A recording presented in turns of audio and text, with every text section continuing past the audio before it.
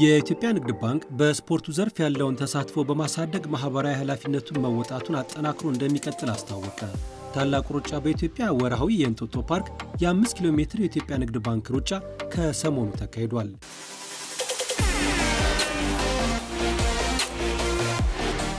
ክብር ለእናቶች በሚል መሪ ቃል እናቶች ከልጆቻቸው ጋር አብረው እንዲሮጡ በተመቻቸው በዚህ ፕሮግራም ላይ የመሮጫ ትኬታቸውን በሲቢ ብር አማካኝነት የቆረጡ እናቶች ከልጆቻቸው ጋር ተወዳዳሪና ተሳታፊ ሆነዋል። የ92 ዕድሜ ባለጸጋና የ1 ዓመት ልጃቸውን ይዘው የሮጡ እናት ደግሞ የውድድሩ ድምቀት ነበሩ።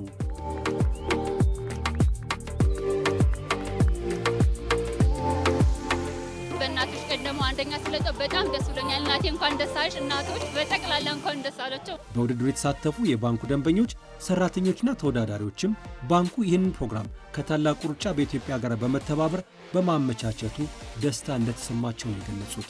በጣም ደስ ይላል። የዚህን ያህል ለእናቶች ክብር መስጠት ከታላቁ ሩጫ ጋር ጥሩ ግንኙነት አድርጎ ይሄንን የመሰለ ክብር ስለሰጠን እኛም እናመሰግናለን። ይህ ትልቅ ክብር ነው። አብሮሽ የሚሮጥ ልጅ አድርሰሽ እሱ ደግሞ ሰፖርት እያደረገሽ አብረሹ መሮጥ በጣም ደስ ይላል። አብሬው የማሳልፍበት ጊዜ አንዱ ስፖርት በመሆኑ በጣም ደስ ይለኛል። በተቻለ መጠን ከልጆቻቸውም ጋር ብቻቸውንም እንቅስቃሴ አድርገው ራሳቸውን ቢጠብቁ መክራለሁ።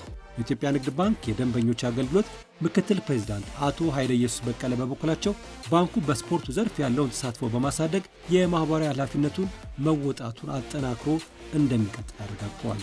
በጣም ደስተኛ ነኝ። በተለይ ደግሞ እናቴንም በጣም ስለምወድ በዚህ ቀን በመሮጤ በጣም ደስተኛ ነኝ።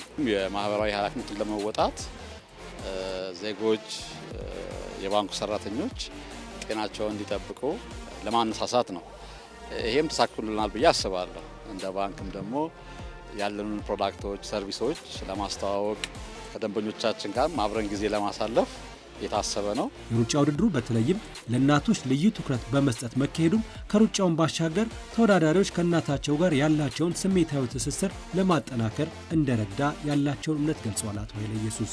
ይኸው የእንጦጦ ፓርክ የኢትዮጵያ ንግድ ባንክ የ5 ኪሎ ሜትር የሩጫ ውድድር ከክረምቱ የ2 ወራት እረፍት በፊት በሚቀጥለው ወር እንደሚካሄድ ታውቋል።